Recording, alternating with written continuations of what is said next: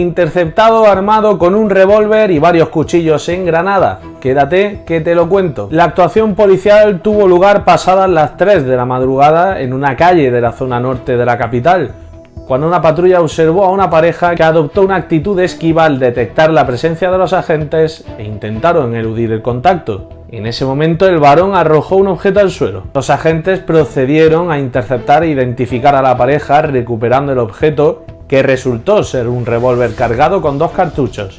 Además, los agentes también le incautaron 3 navajas multiusos, un cúter y un cinturón con una funda para el revólver. Puedes leer esto y mucho más en granadadigital.es.